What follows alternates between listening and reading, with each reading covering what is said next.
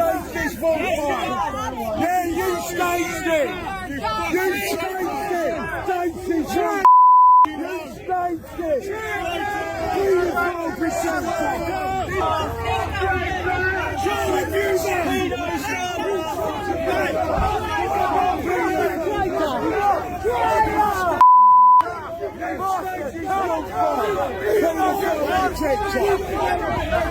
You staged this! You're a child abuser! You child abuser! You child abuser! Where's Jimmy Savile? Where's Jimmy Savile?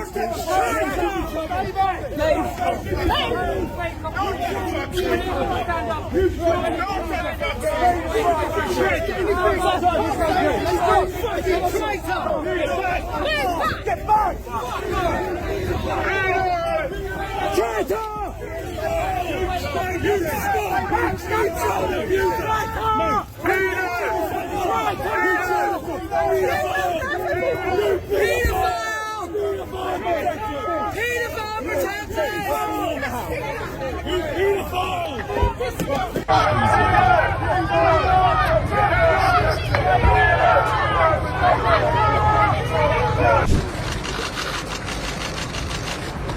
How many more children are going on our streets, Prime Minister? How many more children? How many more children, Prime Minister? Are we going to do something? Time for change, Starmer. Come on, needed. How many more children? Is it mine next? Are you going to stand up for our children? That. Bye-bye. Got your photos, off you go. Make a real change, Prime Minister. Get someone. Make a real change! Get our children! Go away! I've just found out my friend's 9-year-old daughter was killed. You're not wanted! The person I've held as a child and Who said it was the Who was it? Keir Starmer just experienced an uncomfortable moment, met with boos and public embarrassment from a furious crowd. His speech was intended to win support, but it had the opposite effect, igniting outrage instead. So, what did he say that turned applause into backlash? Let's take a closer look.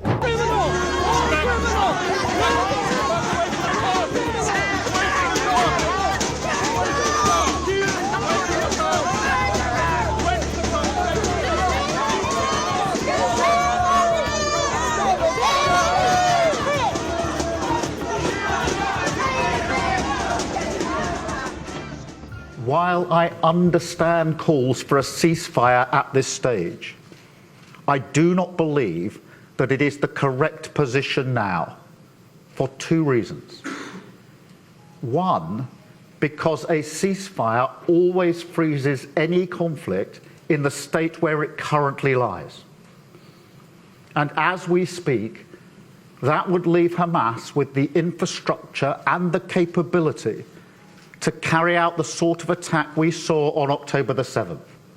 Attacks that are still ongoing. Keir Starmer, once the shining star of Labour, now finds those glory days fading into the past. It's like watching a star player struggle to regain their form. Arriving in Southport, he likely expected a warm reception. After all, he's the Labour leader. But what he got was a harsh dose of reality. The moment he started speaking, the mood changed. The energy in the room vanished as people shifted uncomfortably, exchanging glances that silently asked, "Is this really happening?" The response was unmistakable. Disbelief, disappointment, and mounting frustration rippled through the crowd. Sky News has, for the first time, uncovered and mapped the networks on Telegram, the encrypted messaging app where the flames were fanned and the riots were organised. We've been working with Pros, an open-source intelligence startup which has a deep penetration of far-right and conspiracist networks on Telegram, to find out who is behind the messaging. One interesting thing we can see here, especially considering this is the first day, is that the source of most of the information that people are talking about on Telegram isn't British, English language communities. The most widely shared content on Telegram during the initial This wasn't Southport's first Labour event. When Jeremy Corbyn took the stage, the crowd was captivated by his every word. With Starmer, it felt more like watching a comedian struggle through a set. Every line landed with an awkward silence. Instead of applause, the audience seemed indifferent. Even the Labour MPs in attendance looked like they wanted to disappear. Sorry to labour this point, but I think it's important. All summer we were repeatedly told that the Stockport attack was not terror-related, wasn't being treated as terror-related. That wasn't true. Because in October, this monster was charged with a terror offence. Now, information was put into the public domain then that didn't collapse the trial. It didn't jeopardise justice. It was just months later. Now, you say you knew about the ricin and the Al-Qaeda bomb manual and he was known to the authorities.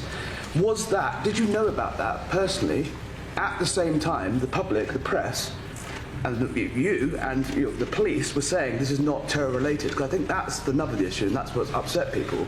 You say you couldn't speak out publicly, that you couldn't do that, but didn't the public have a right to know, not least the neighbours? One MP practically buried himself in his notepad, while another clung to her phone like a lifeline. They didn't need to speak. Their expressions said everything. This was a train wreck. So what did Starmer say that turned the crowd against him? He dived into his economic policies, convinced he was delivering a masterclass. To the crowd, he might as well have been speaking a foreign language. The disconnect was glaring. Conviction gave way to confusion, and their faces made it clear. With a roundup of the developments today in the case of the Southport incident that saw 3 little girls stabbed to death at a Taylor Swift-themed dance class. The suspect in that case is 18-year-old Axel Rudakubana. Today, police announced that he was facing 2 new charges. The 2 further offences relate to evidence obtained by Merseyside police during searches of Axel Rudakubana's home address as part of a lengthy and complex investigation which has been ongoing since the 29th of July. The additional charges are the production of a biological toxin, namely ricin, contrary to Section 1 of the Biological Weapons Act 1974, and possession of information, namely a PDF file entitled Military Studies in the Jihad Against the Tyrants, the Al-Qaeda Training Manual, likely to be useful to a person committing or preparing to commit an act of terrorism. OK. And then it happened. The first loud boo. It was like a dam breaking, cutting straight through Starmer's attempt to sell his economic vision. A voice from the back let out a sharp, unmistakable boo, as if speaking for the entire room. From that moment, the floodgates opened. Every sentence was met with groans and more boos until people started getting up and walking out. Cooper has piped up. She said, these additional charges will undoubtedly be distressing for people in Southport. Excuse me. The most important thing is to get justice for BB, Alice and Elsie and their heartbroken families and all those affected by the attack. And nobody should put that at risk. The police and prosecutors have an important job to do in their investigation, pursuing every avenue and taking the action they need to ahead of the trial. We must support them and ensure that everything possible is done to deliver justice. Well, something people might find quite interesting is that Prime Minister Keir Starmer hasn't yet commented on any of this. Not personally, anyway. But a Number 10 spokeswoman... The atmosphere quickly shifted from unease to outright hostility. Disappointment hung in the air, but the real standout was Starmer's expression. Genuinely stunned, as if the thought of the crowd turning on him had never crossed his mind. Let's be real. He brought this on himself. It's as if he forgot the golden rule of politics, know your audience. In Southport, he completely missed the mark. From start to finish, the event was a disaster. The kind of moment that makes you question how someone can climb so high in politics, only to stumble so badly. But this goes beyond just one bad speech. Remember when Starmer was all in on a second referendum? Turns out, that was just a phase. In 2016, he championed the Remain cause as if it were his life's mission, insisting on a public vote for the final Brexit deal. But then he abruptly switched gears, telling the crowd that Labour needed to move on from Brexit, and they weren't buying it. The tension in the room was on the verge of boiling over. He may be trying to court Brexit voters, but in the process, he's pushing away his own base. Pro-Remain Labour supporters feel abandoned, like Starmer just pulled the rug out from under them. The events today are just truly awful, and I know the whole country is deeply shocked at what they've seen and what they've heard. And I know I speak for everybody in the whole country in saying our thoughts and condolences with the victims, their families, their friends and the wider community. And it's almost impossible to imagine the grief that they're going through and the trauma that they're going through. People want answers, and during his Southport speech, Starmer was interrupted 5 times while discussing Brexit. This wasn't just pushback, it was an outright rebellion, and each time the shock on his face spoke volumes. He truly couldn't understand why his own supporters were turning on him. But this isn't just about Starmer. Labour as a whole is quietly stepping away from its pro-Remain past. I want to pay tribute to Jeremy Corbyn, who's a friend as well as a colleague. You wouldn't call Jeremy Corbyn a friend? No. We have to make the case for freedom of movement. We don't want open borders. Freedom of movement has gone and it's not coming back. Cutting off power, cutting off water. Well, I think that Israel does have that right. I was not saying that Israel had the right to cut off water, food, fuel or medicine. Wounded by the media, the Sun in this city, a hurt for this city. And I certainly won't be giving any interviews to the Sun during the course of this campaign. Did you write an article for some newspaper the other day? Surely that's not going to gain you any support across the Northwest. Would you write for them again, Sir Keir? I would do, yeah. Can you guarantee that under your leadership, the 2019 Labour commitments to nationalise water, energy, rail, the Royal Mail... Supporters aren't taking it lightly. Labour members are ripping into Starmer and party leadership across social media. And this isn't just online chatter. It could have serious electoral consequences. I don't like the state being able to kill us, which is why I oppose so-called assisted dying as well. But cases like this test me, because he is obviously evil, and what he did to those girls is beyond grotesque. And I can only imagine their suffering. Obviously, I have cried. I would expect every decent person hearing some of the details to be in tears. It is monstrous evil what has happened, and Starmer simply, he's just doing that thing where he just follows procedure and he follows what he thinks the rules say, and that's not human. That's what a robot does. And we have the AI for that, if we... Yeah, exactly. We need to replace... He is like a robot, but so is his Chancellor. She actually looks like Tweaky and Buck Rogers. I don't know where... I do remember, yes, yeah. Give me. OK, you Buck. But look, on a, you know, obviously this is a very serious case. Why could he not have trialled... Labour's once loyal pro-Brexit strongholds are slipping away. And who can blame them? If you're a committed Brexit supporter, why stick with a party that's now brushing off one of the biggest political battles of the decade? But it gets worse. Just when it seemed Starmer couldn't dig himself a deeper hole, he did. This time by praising Donald Trump. Yes, the same Trump that Labour has spent years condemning. It's as if Starmer is attempting to rewrite Labour's entire foreign policy overnight. But why? What's he really hoping to gain from this? He should become more like the MAGA party. I think there are a lot of parallels that we should draw from the MAGA movement when it comes to UK Conservatives. For too many years, we were, a centrist, vanilla puddle in the Conservative Party. We oversaw record immigration, we oversaw high taxation, and it was on our watch that children were subjected to irreversible gender surgical interventions. That all happened on our watch. We were not Conservatives. The MAGA movement is authentically conservative. It's about faith, it's about flag, and it's about family, and those abiding values are what people are crying out for in the UK as well as in the US. And what's your advice to Keir Starmer as he engages with the new Trump presidency? Listen, my advice to Keir Starmer is to stop being an idiot, because, listen, Keir Starmer and half of the cabinet voted against President Trump's state visit last time round. We've got so many of members of the cabinet, David Landry notably, having carried out vitriolic and ridiculous personal attacks on Donald Trump. They're all now desperately trying to backtrack, and they're all desperately trying to suck up to President Trump. You know, at best, they're going to be irrelevant. but at worst, they have done great harm to the UK's national interest. So they've got to grow up, stop playing petty student politics, and actually stand up for the UK, get a free trade agreement, work on ensuring our military and security agreements are robust. Starmer takes a call from Trump, and rather than keeping it professional or holding him accountable like past Labour leaders, he applauds Trump's role in Gaza. Yes, the same Trump that Labour and Starmer himself once criticised as a catastrophe for international relations. Now, Starmer is presenting himself as a peacemaker. Did he really think this would make him look like a diplomatic mastermind? If anything, it's had the exact opposite effect. Brown is opposed to this. The Archbishop of Canterbury, Angela Rayner, calls it obscene. Your colleague Jonathan Ashworth calls it heinous. Nigel Farage is ahead of this, of course. He would say that he would actually scrap the two-child benefit.